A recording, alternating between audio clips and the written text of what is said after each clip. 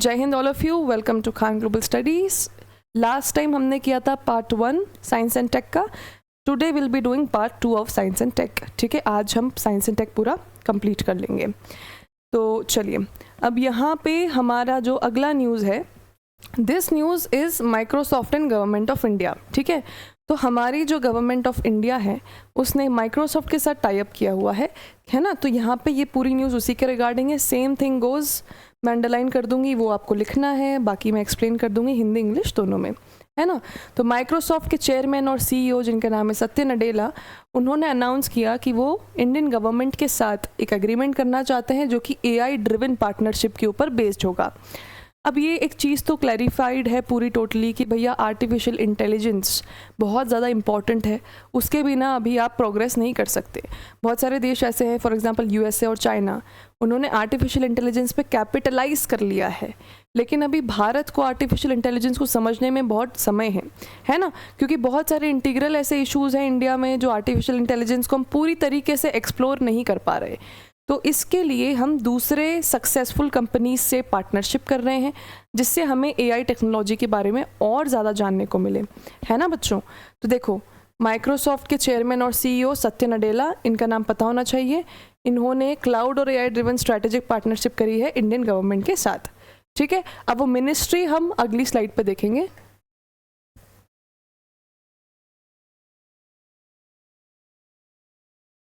चलिए, अभी ये लिख लीजिए, इसके बाद हम नेक्स्ट स्लाइड पे विल बी वॉचिंग मिनिस्ट्री।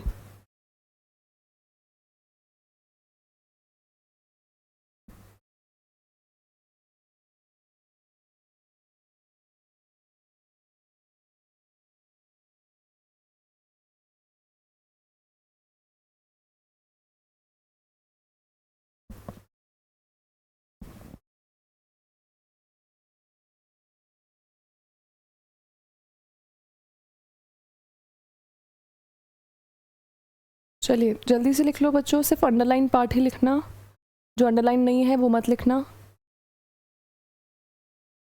है ना। तो यहाँ पे माइक्रोसॉफ्ट के सीईओ का नाम जानना ज़रूरी है क्योंकि बहुत बार ऐसे कंप्यूटर बेस्ड क्वेश्चन भी आते हैं एग्जाम में, पूछ सकते हैं कि माइक्रोसॉफ्ट के चेयरमैन और सीईओ का नाम क्या है ना। तो वैसे तो सबको ऑलरेडी पता होगा, बट स्टिल चलो, अब यहाँ पे गवर्नमेंट से टाई अप किया है, तो गवर्नमेंट की किस मिनिस्ट्री से टाई अप किया है ना, मिनिस्ट्री पूछ सकते हैं। तो देखो, मिनिस्ट्री जो है हमारी वो है मिनिस्ट्री ऑफ इंफॉर्मेशन टेक्नोलॉजी, है ना। तो ministry of electronics and information technology के साथ ये एग्रीमेंट हुआ है।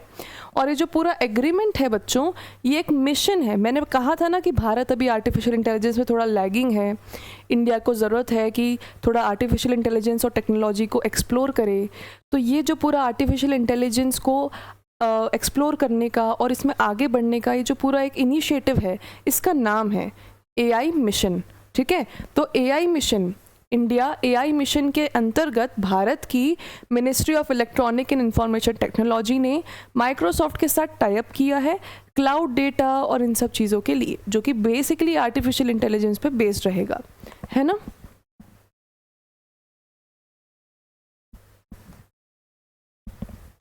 चलिए, मैंने अंडरलाइन कर दिया है बच्चों, लिख लीजिए।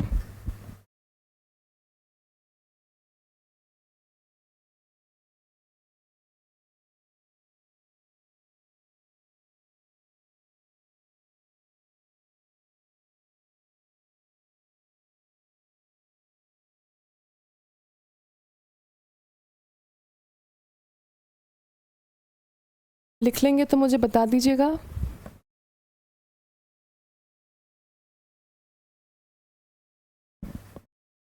डन। चलिए, अब ये माइक्रोसॉफ्ट के बारे में ये लिखने की ज़रूरत नहीं है बच्चों, क्योंकि ये तो हमने पहले ही देख लिया, सत्य नडेला है। बाकी हेडक्वार्टर कभी भी वॉशिंगटन ये सब नहीं पूछेंगे, प्राइवेट कंपनीज़ के हेडक्वार्टर नहीं पूछेंगे। हेडक्वार्टर्स पूछते हैं लेकिन वो सभी इंटरनेशनल ऑर्गेनाइजेशंस के, है ना। फॉर एग्जांपल आपका मेट्रोलॉजिकल ऑर्गेनाइजेशन हो गया, इंटरनेशनल लेबर ऑर्गेनाइजेशन हो गया, या फिर आपका WHO तो बहुत कॉमन है, तो ऐसे आपका इंटरनेशनल कोर्ट ऑफ जस्टिस हो गया। ऐसे इंटरनेशनल ऑर्गेनाइजेशंस का हेडक्वार्टर पूछते हैं, बट कभी भी किसी प्राइवेट कंपनी का हेडक्वार्टर नहीं पूछेंगे, है ना बच्चों। चलो, तो ये लिखने की ज़रूरत नहीं है, बस एक बार पढ़ लो कि 4 अप्रैल 1975 में इसको फाउंड किया था, हेडक्वार्टर वॉशिंगटन में है, CEO सत्य नडेला हैं और ये अमेरिकन मल्टीनेशनल टेक्नोलॉजी कंपनी है, ठीक है, जो बिल गेट्स और पॉल एलन ने ढूंढी थी, मतलब इसकी इस्टेब्लिशमेंट बिल गेट्स और पॉल एलन द्वारा हुई थी, ठीक है बच्चों। चलिए अगली न्यूज़ पर चलते हैं। भार्गवस्त्र वाली न्यूज़ ऑलरेडी हम लिख चुके हैं डिफेंस में, तो इसीलिए इसको अभी लिखने की ज़रूरत नहीं है, ठीक है। तो यहाँ पे बच्चों भारत ने सक्सेसफुली भार्गवस्त्र की टेस्टिंग कर ली है, हम ऑलरेडी इसके बारे में जानते हैं। भार्गवस्त्र का मैंने बताया था anti drone micro missile system, मैंने ये भी बताया था कि जिसके भी आगे एंटी लग जाता है उसका काम है उसको डिस्ट्रॉय करना, तो ये एज अ रिविजन ले लो, इसको वापस से लिखने की ज़रूरत नहीं है, आप एक बार क्योंकि लिख चुके हो, ठीक है। चलो अब टेस्टिंग बच्चों स्वाभाविक सी बात है, जब भी कुछ डेवलप होता है, मिसाइल डेवलप हो रही है या सैटेलाइट हो रही है या गन्स डेवलप हो रही हैं, तो उनकी टेस्टिंग तो होती है, बिना टेस्टिंग के इंडक्शन होता नहीं है। तो यहाँ टेस्टिंग का मेंशन है कि भार्गवस्त्र जो हमारा पूरा सिस्टम है माइक्रो मिसाइल सिस्टम, उसकी टेस्टिंग हुई थी गोपालपुर सीवर्ड फायरिंग रेंज में, ठीक है। और इसको डेवलप किया इकोनॉमिक एक्सप्लोजिव लिमिटेड ने, ये तो हम लिख ही चुके हैं पहले ही, तो कुछ एक्स्ट्रा है नहीं। ये वाली न्यूज़ लिखना अब, है ना, इसमें जो मैं अंडरलाइन कर दूँ वो लिखना। तो ये जो हमारा नाग एंटी टैंक मार्क 2 है, ठीक है। अब फिर से वही बात, जिसके आगे एंटी लग जाता है उसका काम है उसको डिस्ट्रॉय करना।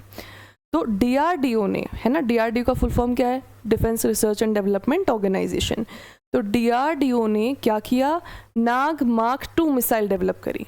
नाग मिसाइल बच्चों भारत के पास पहले से ही है ना, लेकिन उसके अब स्वाभाविक सी बात है कि पुरानी मिसाइल है वो, तो उसमें टेक्नोलॉजीज़ वैसी नहीं होगी, उतनी रेंज नहीं होगी, उतनी स्पीड नहीं होगी, है ना, उतने फीचर्स नहीं होंगे। तो अब जैसे जैसे समय आते जाता है वैसे वैसे पुरानी चीज़ों को अपग्रेड करना पड़ता है। जैसे हमारे पास फ़ोन है तो हम नए नए सॉफ्टवेयर्स अपडेट करते रहते हैं ना उसी फ़ोन के, तो अब इसमें भी अपग्रेड करना पड़ेगा। तो नाग मार्क 2 मिसाइल बनाई है, ठीक है। तो ये जो नाग मार्क 2 मिसाइल है किसके द्वारा बनाई हुई है, DRDO के द्वारा। कैसी मिसाइल है बच्चों, एंटी टैंक मिसाइल, मतलब इसका काम है दुश्मनों के टैंक्स को डिस्ट्रॉय करना, ठीक है। तो यहाँ पे मैं अंडरलाइन कर रही हूँ।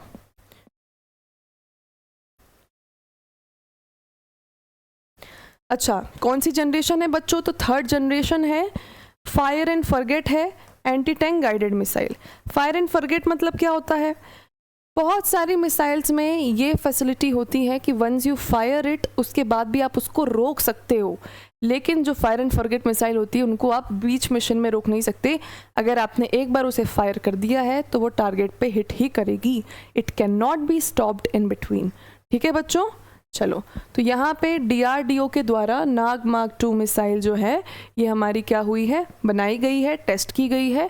नाग मार्क 2 मिसाइल जो है 3rd जनरेशन मिसाइल है, फायर एंड फॉरगेट और एंटी टैंक मिसाइल, ठीक है।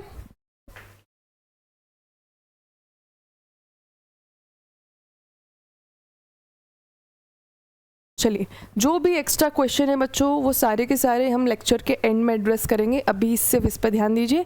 बाकी आपके जितने भी एक्स्ट्रा क्वेश्चन है मैं सभी आंसर करूँगी लेक्चर के एंड में, ठीक है। अभी लिख लो।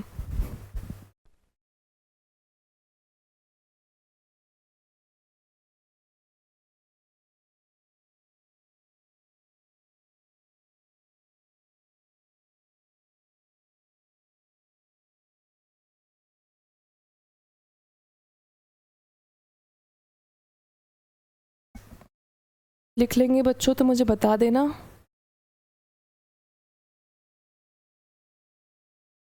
डन।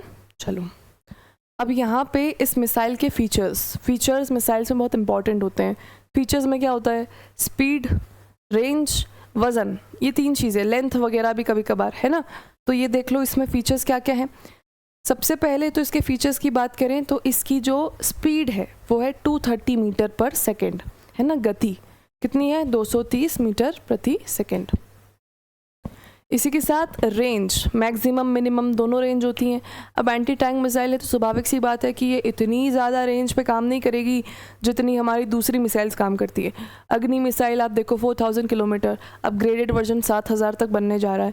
तो यहाँ पे बहुत सारी मिसाइल्स हैं, इंटरकॉन्टिनेंटल बैलिस्टिक मिसाइल, जिनकी रेंज बहुत ज़्यादा हज़ारों में होती है, पर क्योंकि ये एंटी टैंक मिसाइल है ना, अब 1000 किलोमीटर दूर आप टैंक फ्यूचर में ऐसा पॉसिबल हो सकता है, बट एट प्रेजेंट अभी हमारे पास नहीं है ना। तो ये जो स्पीड है इसकी 230 मीटर पर सेकेंड है। इसकी अगर रेंज की बात करें तो ये 4 किलोमीटर दूर खड़े हुए टैंक को 17 से 18 सेकेंड में स्ट्राइक करने की कैपेसिटी रखता है। मतलब अगर दुश्मन का टैंक 4 किलोमीटर दूर है तो ये फायर के बाद 17 से 18 सेकेंड में दुश्मन का टैंक नष्ट कर देगा, है ना। इसी के साथ इसकी मैक्सिमम रेंज है 7 से 10 किलोमीटर की, ठीक है बच्चों, और मिनिमम रेंज है 500 मीटर की।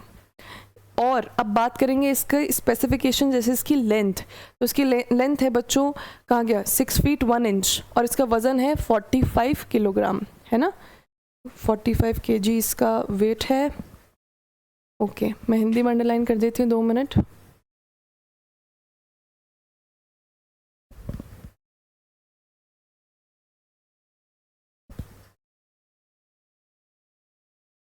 चलिए लिख लीजिए जल्दी से।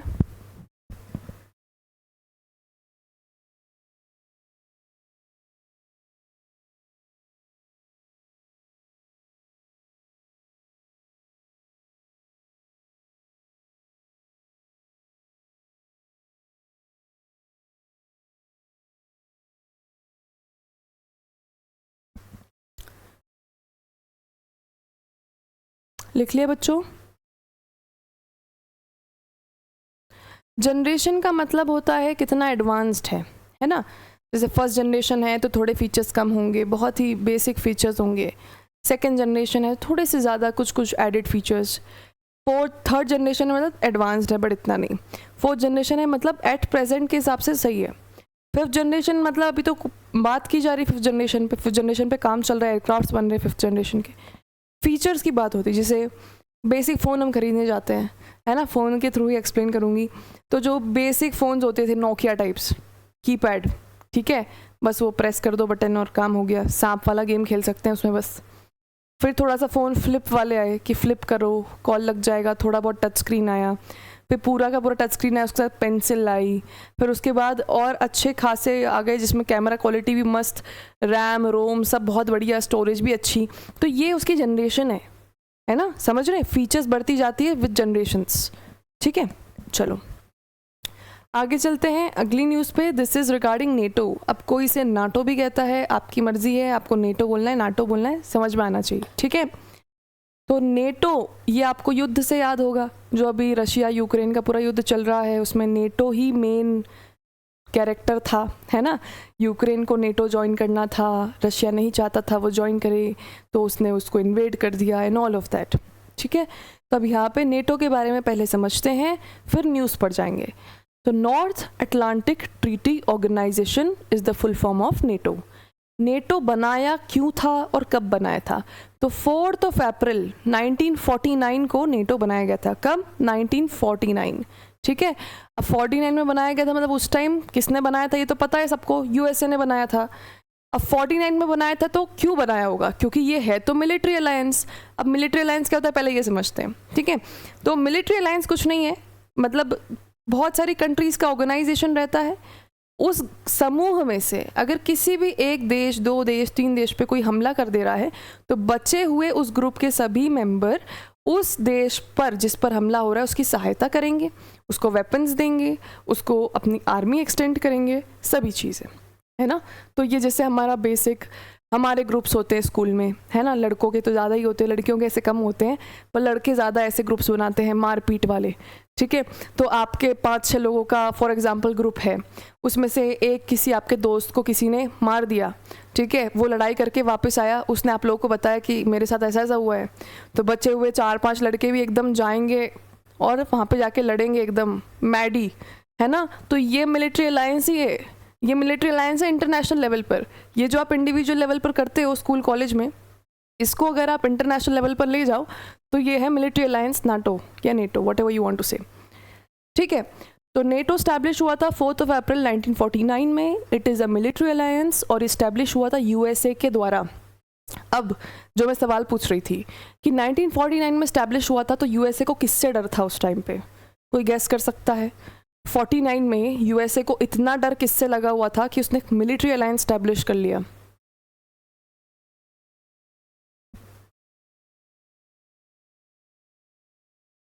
करेक्ट आंसर यूएसएसआर, ठीक है, क्योंकि उस टाइम रशिया नहीं था। अच्छा वो किसी ने रशिया नहीं कहा, उस टाइम रशिया नहीं था, उस टाइम क्या था, यूएसएसआर। और आज का रशिया जितना पावरफुल है उससे कहीं ज़्यादा गुना और पावरफुल यूएसएसआर था, सोवियत यूनियन। सोवियत जो 1990s में डिसइंटीग्रेट हो गया, फिर रशिया, यूक्रेन, ये सब अलग अलग देश बन गए। जब ये सोवियत था बच्चों, इतना पावरफुल था जिसकी कोई हद नहीं है, मोस्ट पावरफुल ऑर्गेनाइजेशन बोल लो बेसिकली, क्योंकि नेशन तो नहीं था वो, बहुत सारे देशों का समूह था, एक साथ रहता था, यूरोप टाइप्स, ठीक है। तो सोवियत यूनियन डिसइंटीग्रेट हो गया ऑफिशियली, उसके पहले तक सोवियत यूनियन वाज अनब्रेकेबल, कोई नहीं तोड़ सकता था सोवियत को, कोई दूसरा देश, है ना। तो यहाँ पे यही बात होती है कि कोई बहुत ही स्ट्रॉन्ग इंसान या ऑर्गेनाइजेशन या ग्रुप ऑफ नेशंस, वो इतने स्ट्रांग होते हैं कि उन्हें कोई बाहर से नहीं तोड़ सकता। वो तभी टूटते हैं जब अंदर से उनमें प्रॉब्लम्स आती, इंटरनल इश्यूज के कारण ही वो टूटते हैं, ठीक है। तो ये जो है पूरा का पूरा हुआ था कोल्ड वॉर के टाइम पर, करेक्ट। कोल्ड वॉर के टाइम पर ये यूएसए ने एस्टैब्लिश किया था क्योंकि उसको सोवियत से डर लग रहा था, सोवियत बहुत स्ट्रांग हो गया था। वर्ल्ड वॉर 2, कोल्ड वॉर, ये सब उसी टाइम चल रहे थे। इवन जर्मनी वर्ल्ड वॉर 2 हारा, उसका रीज़न सिर्फ ये था कि उसने सोवियत पर अटैक कर दिया। अगर जर्मनी सोवियत पे हमला नहीं करता तो बहुत ज़्यादा चांसेस थे कि जर्मनी वर्ल्ड वॉर 2 जीत जाता, है ना। तो यहाँ पे बच्चों नेटो के बारे में हमने क्या क्या देखा है, 4 अप्रैल 1949 को ये स्टैब्लिश हुआ यूएसए के द्वारा। एट प्रेजेंट इसमें टोटल 32 मेंबर्स हैं, जिसमें लेटेस्ट मेंबर है बच्चों स्वीडन। स्वीडन हमारा 32nd मेंबर है, फिनलैंड हमारा 31st मेंबर है। तो 32 मेंबर्स हैं, लेटेस्ट मेंबर है स्वीडन, और स्वीडन के पहले लेटेस्ट था फिनलैंड, ठीक है। अब इसके बाद बात करेंगे कि इसका हेडक्वार्टर, तो इसका हेडक्वार्टर है ब्रुसेल्स, बेल्जियम में।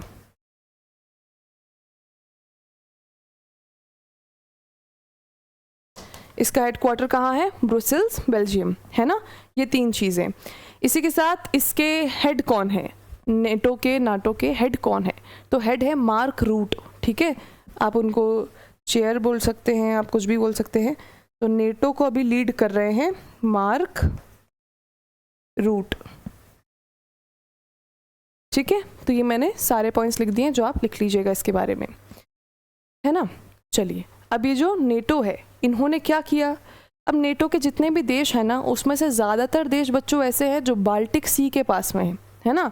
तो बाल्टिक सी के, जैसे फॉर एग्जांपल फिनलैंड भी बाल्टिक सी, बहुत सारे ऐसे देश हैं नेटो के, वो हम देखेंगे कौन कौन से, वो सारे बाल्टिक सी से बॉर्डर शेयर करते हैं। अब बाल्टिक सी इंपॉर्टेंट है ट्रेड के लिए, रिसोर्सेज के लिए, इंफॉर्मेशन सिक्योरिटी के लिए। तो अब बाल्टिक सी को और ज़्यादा सेफ रखने के लिए एक ऑपरेशन लॉन्च किया नेटो ने, इसका नाम है बाल्टिक सेंट्री, ठीक है। क्या नाम है इस ऑपरेशन का, बाल्टिक सेंट्री। क्यों किया इसको शुरू, ताकि बाल्टिक सी की मैरीटाइम बॉर्डर सिक्योर रखी जा सके, उसमें जितने भी अंडर सी केबल्स है जो इंफॉर्मेशन ट्रांसफ़र करते हैं उनको सेफ रखा जा सके। क्योंकि क्या हुआ था, बाल्टिक सी में जो अंडर सी केबल्स हैं, बहुत सारे ऐसे वाटर बॉडीज़ होते हैं जिसमें बड़ी बड़ी केबल्स के थ्रू डेटा ट्रांसफ़र होता है, ठीक है। वो केबल्स का बहुत बड़ा इशू हो गया था, एक नेशनल इंटरनेशनल इशू हो गया था, केबल्स किसी ने ख़राब कर दी थी, निकाल दी थी, they were trying to steal the data, ठीक है, कुछ भी चल रहा था।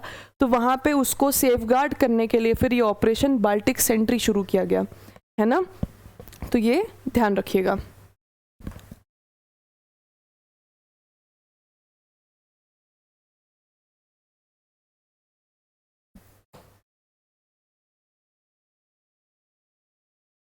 चलिए ये जो मैंने अंडरलाइन किया है बच्चों लिख लीजिए, और वो जो ब्लू से साइड में लिखा है वो भी लिख लीजिए।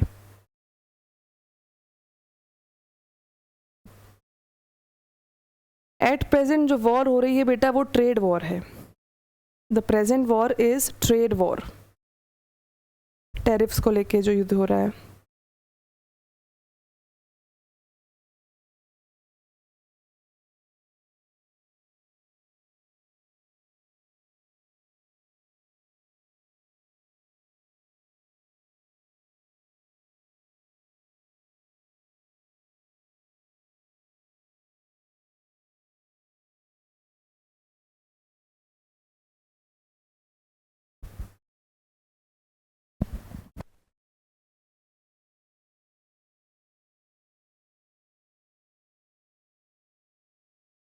नेशंस अब आगे देखिए बाल्टिक सी के बॉर्डरिंग नेशंस, ठीक है। तो बाल्टिक सी करता क्या है, अटलांटिक ओशन और डैनिश स्ट्रेट्स को कनेक्ट करता है, ठीक है।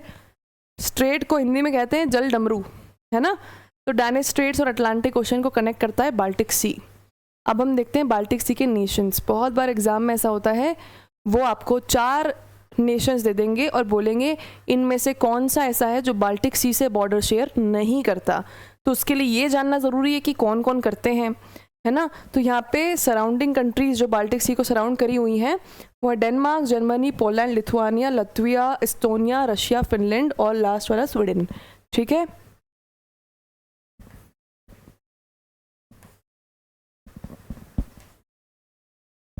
चलिए बॉर्डरिंग नेशंस लिख लो बच्चों जल्दी से।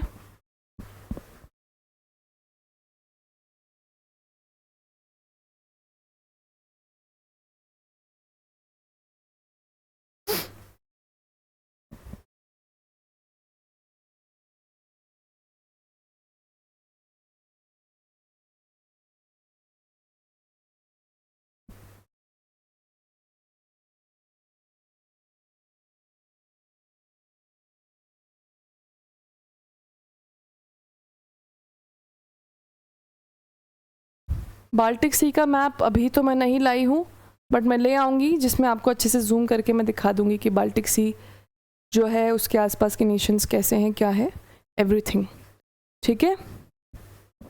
नोटेड।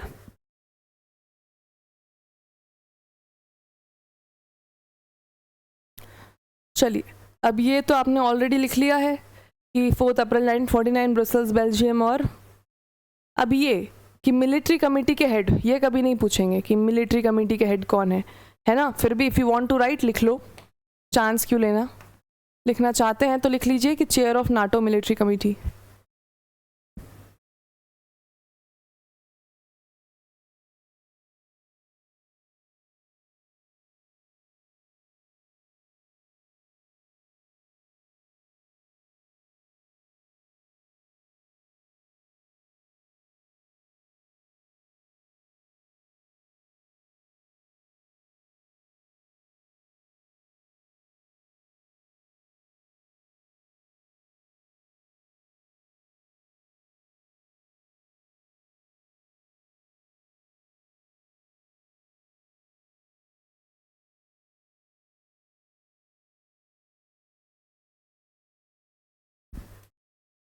डन।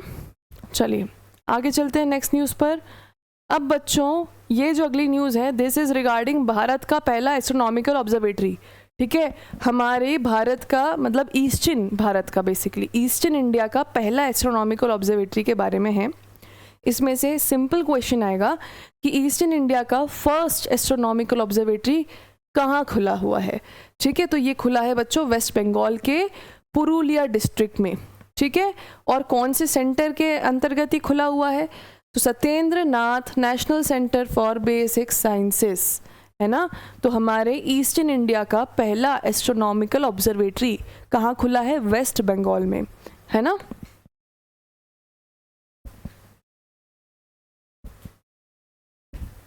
बस इतना सा ही है। इसका शॉर्ट फॉर्म है SNBCBS, शॉर्ट फॉर्म भी लिख लेना, ठीक है। तो हमारे ईस्टर्न इंडिया का पहला एस्ट्रोनॉमिकल ऑब्जर्वेटरी खुला है वेस्ट बंगाल में।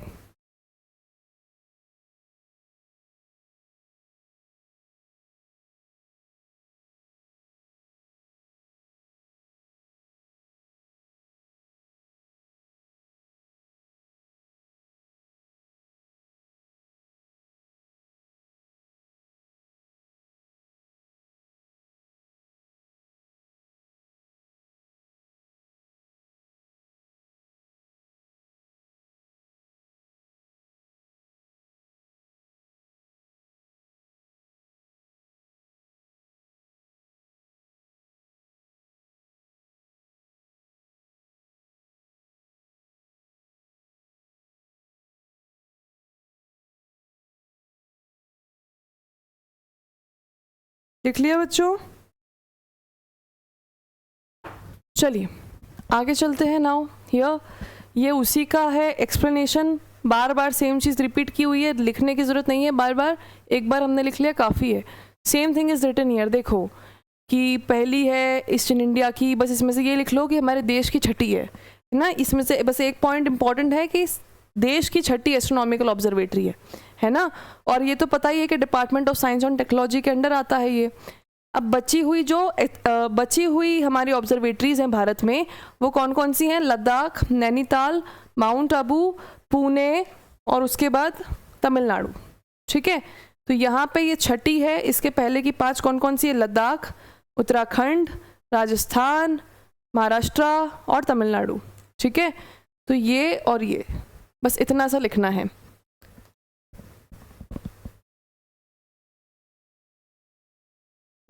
यह हिंदी में कहाँ गया? हिंदी में राज्य मेंशन नहीं है। हिंदी में बच्चों राज्य मेंशन नहीं है, तो हिंदी वाले भी जो हैं वो इंग्लिश से ही लिख लो आप, है ना। ये जो लद्दाख नैनीताल है ये आप इंग्लिश से ही लिख लीजिए, जितने भी हिंदी मीडियम वाले बच्चे हैं। ये वाली लाइन ऊपर हिंदी वाली में नहीं दिख रही मुझे। लद्दाख में भारत का सबसे पहला एस्ट्रोनॉमिकल ऑब्जर्वेटरी खुला था।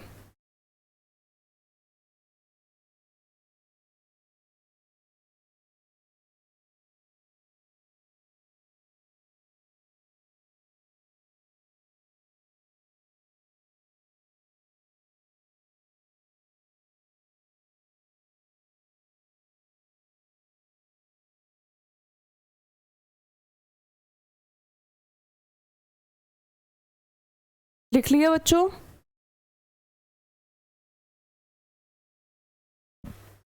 डन। चलो आगे चलाऊं मैं क्लास। चलिए अब यहाँ पे बच्चों दिस इज अनदर न्यूज़, है ना। यहाँ पे हमारी वाली न्यूज़ ख़त्म हो चुकी है।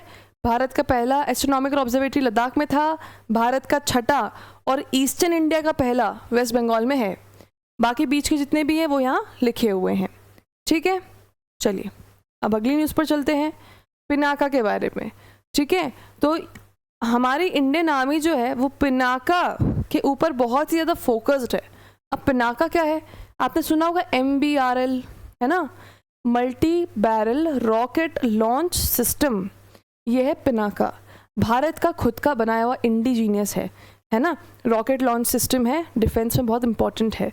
तो इंडियन आर्मी बहुत ज़्यादा पिनाका के ऊपर फोकस्ड है, और हम ये भी ट्राई कर रहे हैं कि पिनाका जो है भारत का, उसे फ्रेंच आर्मी हमसे ले ले। तो फ्रांस जो है अभी पिनाका को अपनी आर्मी स्टैंडर्ड्स के हिसाब से टेस्ट कर रही है। अगर उसे लगा कि it suits France's armies standardisation, तो फिर वो हमसे पिनाका ले लेगी, है ना।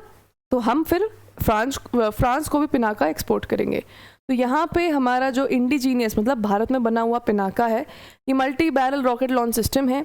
और इसमें हम, क्योंकि हमारे पास बहुत ऑर्डर्स ऑलरेडी, बहुत सारे देश हमसे पिनाका लेते हैं, ठीक है, हम बहुत सारे देशों में एक्सपोर्ट करते हैं पिनाका। तो स्वाभाविक सी बात है कि हमें इतने पिनाका मैन्युफैक्चर करने पड़ेंगे, तब जाके हम दूसरे देश में एक्सपोर्ट कर पाएंगे। तो यहाँ पे 10,200 करोड़ के हमारे पास ऑर्डर्स जो है हमें ऑलरेडी एम्यूनिशंस के देने पड़े, ताकि हम उन्हें बना पाएँ इतना, है ना।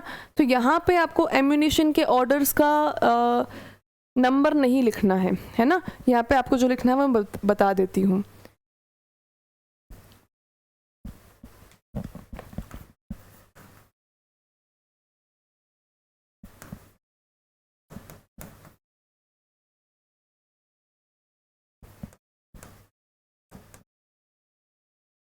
MBRL का फुल फॉर्म लिख लेना, बहुत बार फुल फॉर्म डायरेक्टली पूछ लेते हैं, इसलिए मैंने लिखा है।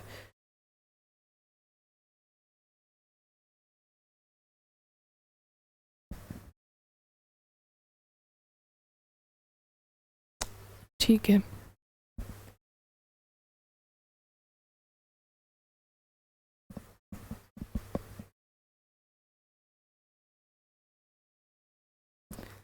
चलिए बच्चों लिख लीजिए।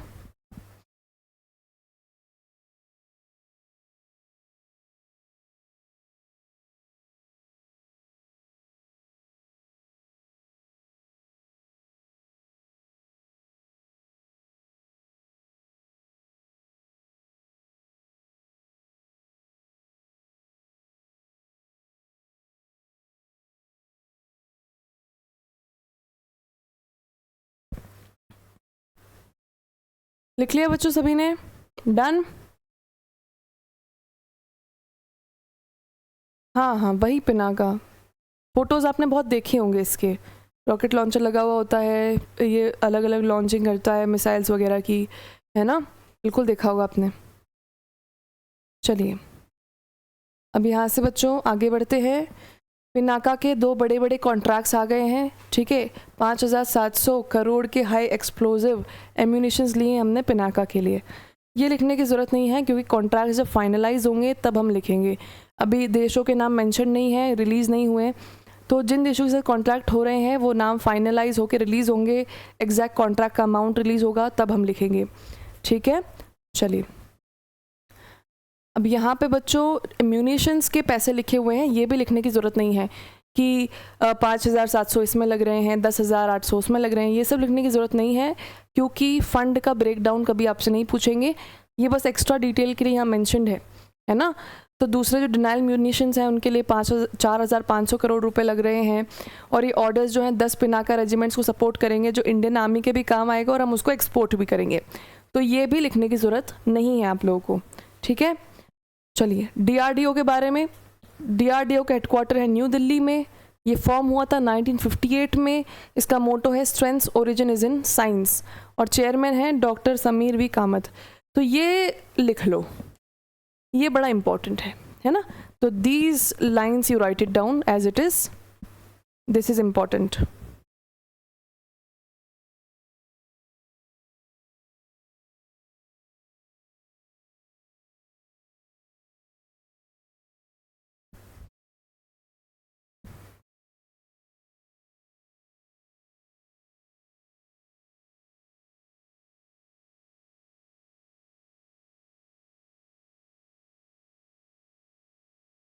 अगर लिख लोगे बच्चों तो मुझे बता दीजिएगा।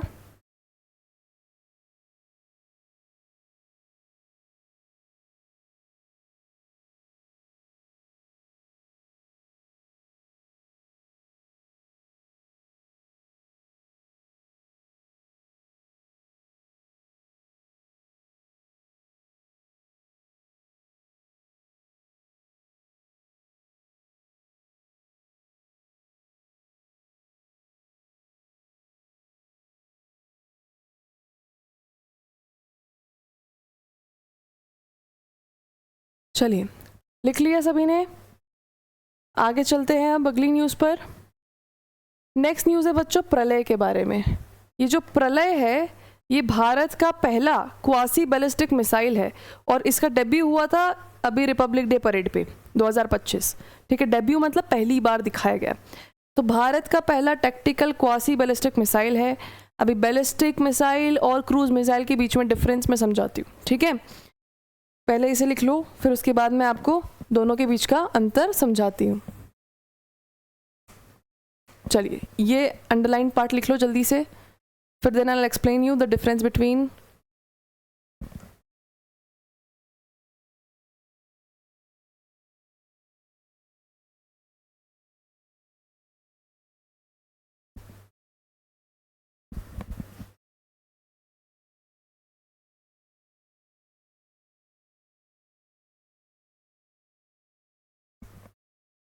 चलिए जल्दी से लिख लीजिए बच्चों।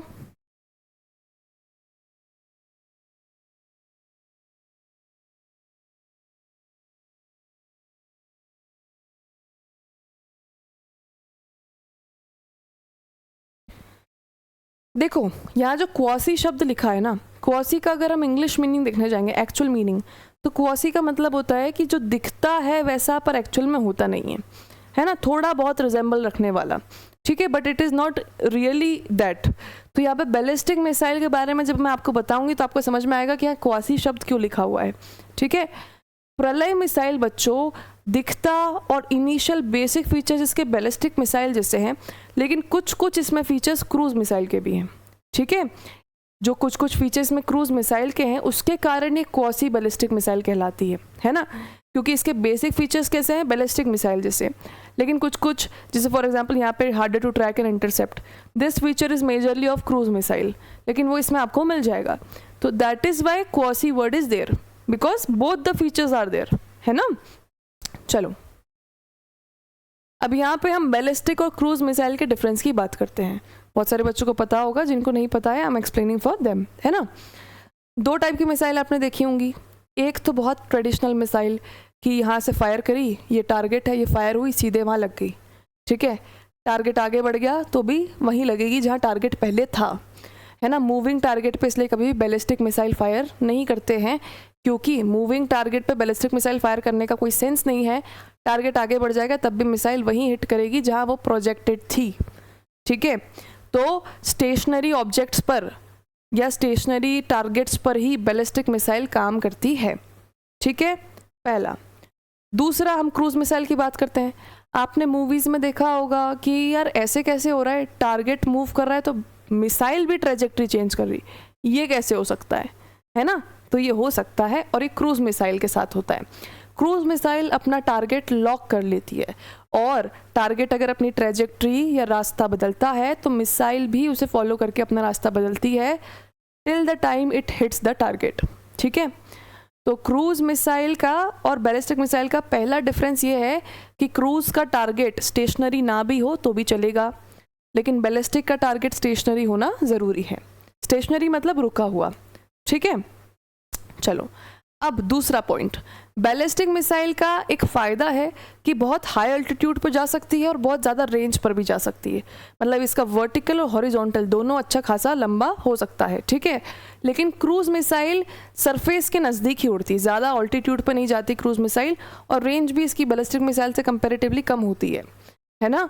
तो यहाँ पे रेंज और हाइट में बैलिस्टिक मिसाइल ज़्यादा अच्छी है क्रूज मिसाइल से। लेकिन अगर बात करेंगे कि टारगेट स्टेशनरी नॉन स्टेशनरी, तो उसमें फिर क्रूज मिसाइल ज़्यादा अच्छी है। दोनों के अपने अपने फीचर्स हैं, ठीक है। चलो, अब यहाँ पे प्रलय मिसाइल जो है बच्चों, इंडियन आर्मी के पावर प्रोजेक्शन का एक पार्ट था। इसी के बाद प्रलय मिसाइल के बारे में देखोगे आप तो ये जो है surface to surface ballistic missile है, ठीक है। सरफेस टू सरफेस है, आपसे पूछ सकते हैं किस टाइप की मिसाइल है। प्रलय मिसाइल देके आपसे पूछ सकते हैं कि सरफेस टू एयर है, कि सरफेस टू सरफेस है, कि एयर टू एयर है, कि एयर टू सरफेस है। तो वहाँ पे सरफेस टू सरफेस मिसाइल है प्रलय। अब स्वाभाविक सी बात है, सरफेस टू सरफेस है तो आर्मी के ही काम की है, एयरफोर्स के काम की तो है नहीं। तो यहाँ पे प्रलय मिसाइल किस टाइप की मिसाइल है, सरफेस टू सरफेस, और उसकी रेंज है 150 से 500 किलोमीटर।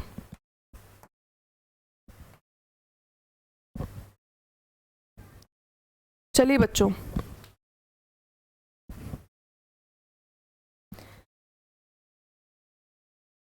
लिख लीजिए।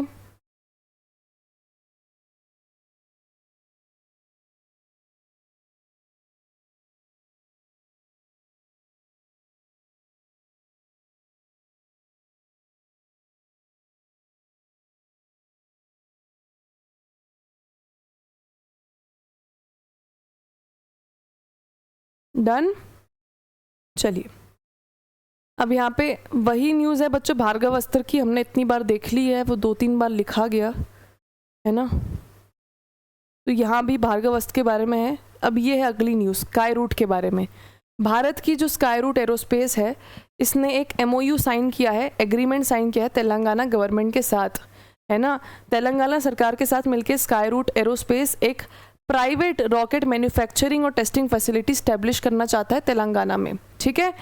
तो अगर आपसे पूछा जाए कि कौन सी कंपनी ने हाल ही में तेलंगाना राज्य सरकार से एक एग्रीमेंट किया है जिसके तहत वो प्राइवेट फैसिलिटी स्टैब्लिश करना चाहते हैं, जिसमें वो रॉकेट को पूरी की पूरी तरीके से असेंबल करेंगे, उसके पार्ट्स मैन्युफैक्चर करेंगे, तो वो है स्काई रूट, है ना। प्राइवेट रॉकेट मैन्युफैक्चरिंग, इंटीग्रेटिंग और टेस्टिंग फैसिलिटी। और ये वन ऑफ द लार्जेस्ट रहेगा, वन ऑफ द लार्जेस्ट, ठीक है।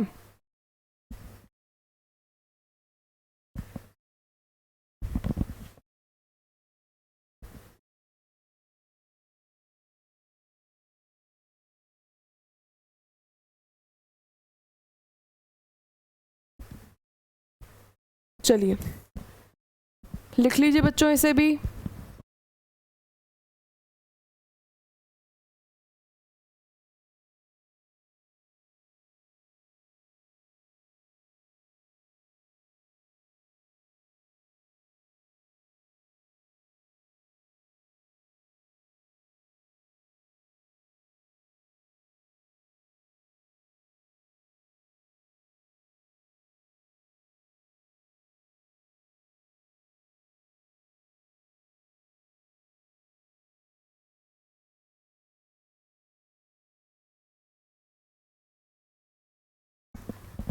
लिख लिया बच्चों?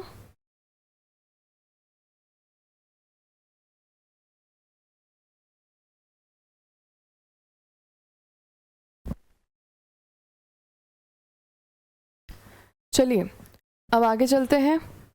स्काई रूट एरोस्पेस के बारे में, क्योंकि प्राइवेट है तो जानने की इतनी ज़रूरत नहीं है कि हैदराबाद तेलंगाना हेडक्वार्टर को फाउंडर, ये सब ज़रूरत नहीं है क्योंकि प्राइवेट है ना, पर एक बार देख लो। चलिए अब आगे चलते हैं बच्चों आईआईटी मद्रास के बारे में। तो आईआईटी मद्रास जो है बच्चों ई प्लेन मैन्युफैक्चर कर रहा है ना, और ये भारत जो है, भारत के थ्रू सिविल एविएशन में ये बहुत बड़ी एक खोज है, बेसिकली इन्वेंशन है जो कि आईआईटी मद्रास के थ्रू की जा रही है। दूसरे देशों में ऑलरेडी ई प्लेन शुरू हो गए हैं, बट इंडिया अभी क्योंकि पीछे चल रहा है तो उस हिसाब से हमारे लिए अच्छी अचीवमेंट है ना।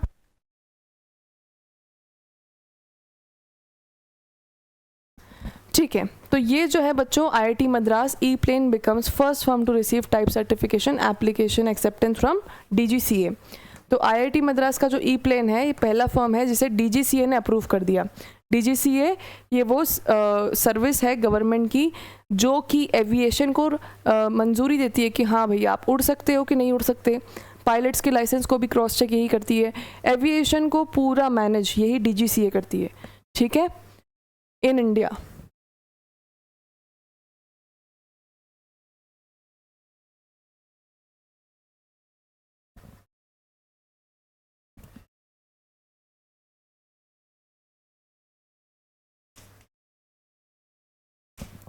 चलिए लिख लीजिए इतना।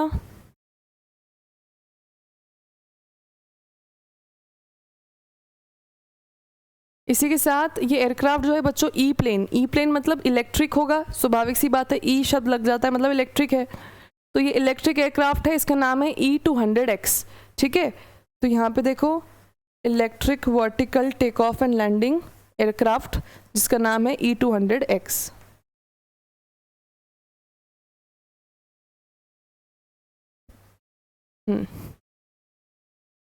लिख लीजिए ये भी। E200X को इफेक्टिव यूज़ में आने में अभी बहुत समय है क्योंकि भारत में हर एक चीज़ बहुत स्लो चलती है ना। अभी डीजीसीए ने अप्रूवल दिया है, फिर उसके बाद इसके अलग अलग कॉम्बिनेशंस बनेंगे, फिर उसके बाद किसी प्राइवेट कंपनी को इसमें इंटरेस्ट आएगा इन्वेस्टमेंट के लिए, फिर वो बहुत सारे पीसेस मैन्युफैक्चर होंगे, फिर उनकी टेस्टिंग होगी, फिर जाके वो धीरे धीरे जो है आएगा पूरा का पूरा हमारे सिस्टम में।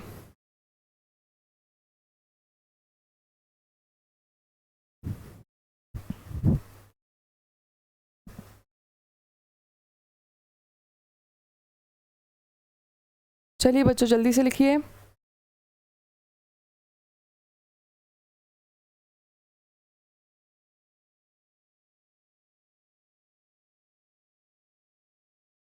डन। चलिए अब यहाँ पे यही है कि डीजीसीए ने एक्सेप्ट कर लिया है E200 को। ईविटोल की जो है इंडिया में एंट्री होने जा रही है, तो इससे भी लिखने की ज़रूरत नहीं है, सारे इंपॉर्टेंट चीज़ें जो लिखने की थी हमने इसमें लिख लिया है। यहाँ पे बस उसका एक्सप्लेनेशन है जो हम ऑलरेडी समझ चुके हैं, है ना। चलिए अब यहाँ पे बच्चों ये हमारा डीप ओशन मिशन, ये बहुत इंपॉर्टेंट है, ठीक है। डीप ओशन मिशन जो है भारत का, उसमें हम पहला human under water submersible launch करने जा रहे हैं, है ना। तो अभी भारत जो है बहुत ज़्यादा ब्लू इकोनॉमी को एक्सप्लोर कर रहा है। ब्लू इकोनॉमी मतलब पानी से उत्पन्न होने वाली इकोनॉमी, है ना, रेवेन्यू जितना हम पानी से जनरेट कर सकते हैं।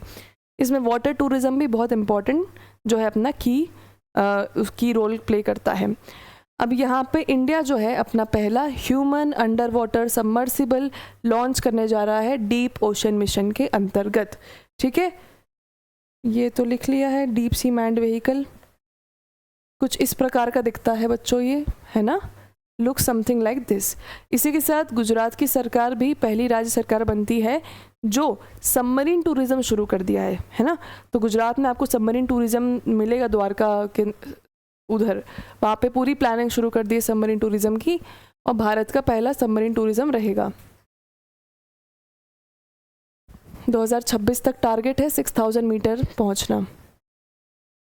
तो ये जो डीप ओशन मिशन है, ये मिशन का टारगेट क्या है कि साल 2026 तक हम ओशन के 6000 मीटर यानी 6 किलोमीटर की गहराई तक पहुंच पाएँ, है ना। तो आपसे अगर पूछते हैं कि डीप ओशन मिशन में है क्या, तो डीप ओशन मिशन में साल 2026 का टारगेट रखा हुआ है और 6000 metre in depth of ocean पहुंचने का टारगेट रखा हुआ है। ठीक है, लिख लीजिए इसे।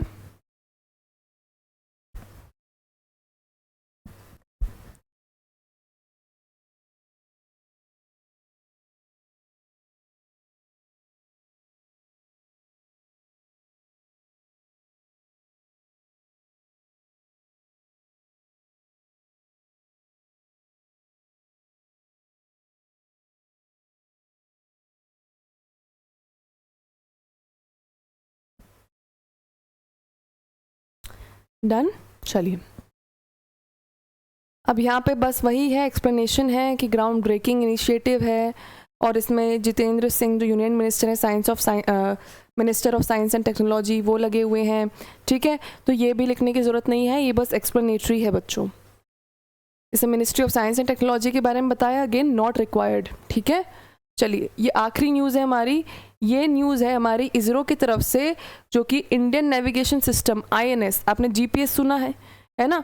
तो हम इंडियन नेविगेशन सिस्टम को थोड़ा और एक्यूरेट बनाने के लिए एक प्रोग्राम लॉन्च कर रहे थे इसरो के द्वारा। ठीक है, पर वो अच्छा एक और चीज़, ये प्रोग्राम हमारा 100th प्रोग्राम था, है ना, NVS 02।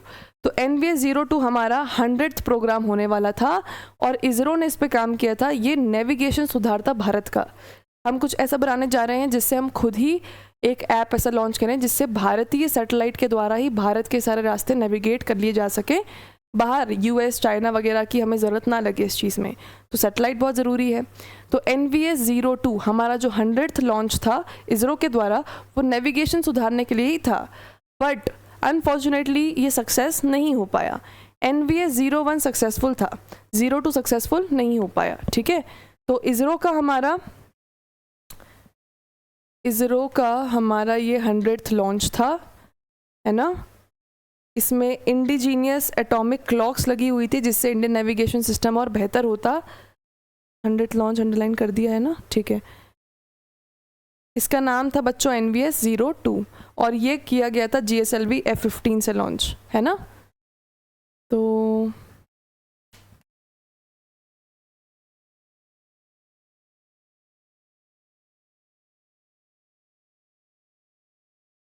चलिए लिख लीजिए जो मैंने अंडरलाइन किया है वो।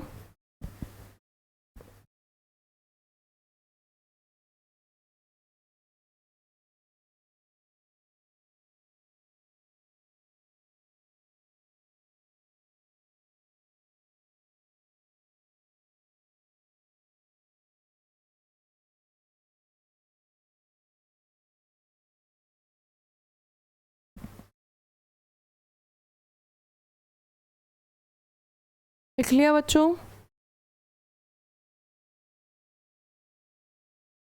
नोटेड। चलिए बस अब यहाँ पे हमारा इसी का एक्सप्लेनेशन है कि ये जो है पूरी 5 सैटेलाइट्स जानी थी, NVS 01, NVS 02, 03, 04, 05। इसमें से ये दूसरा था NVS 02, लेकिन ये फेल हो गया, तो अभी ये वापस करना पड़ेगा। ठीक है, तो ये पूरा का पूरा नावी, ये पूरा का पूरा ये जो 5 सैटेलाइट का प्रोजेक्ट है, इस प्रोजेक्ट का नाम है नावी। ठीक है, नेविगेशन विथ इंडियन कॉन्स्टलेशन, है ना। नाविक भी बोलते हैं, कहीं कहीं नावी भी बोलते हैं। तो आपको नाविक दिखेगा, इसका मतलब भी यही है, नावी मतलब भी यही है। ठीक है, तो इसका ये पार्ट था जिसका सेकेंड जनरेशन सैटेलाइट था ये, जो कि अनफॉर्चुनेटली फेल हो गया। तो बस इतना सा और आपको लिखना है।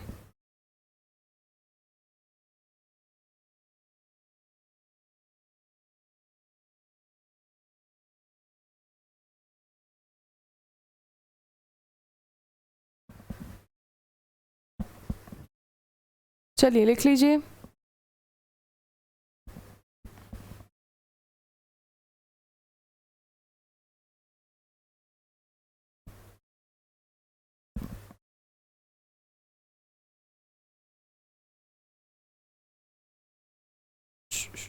जल्दी से लिख लीजिए बच्चों। बस इसके साथ हमारी न्यूज़ ख़त्म हो गई है। With this our science and tech has come to an end. ठीक है, अब हम अगली में पढ़ेंगे हमारे नेशनल और international news of January month.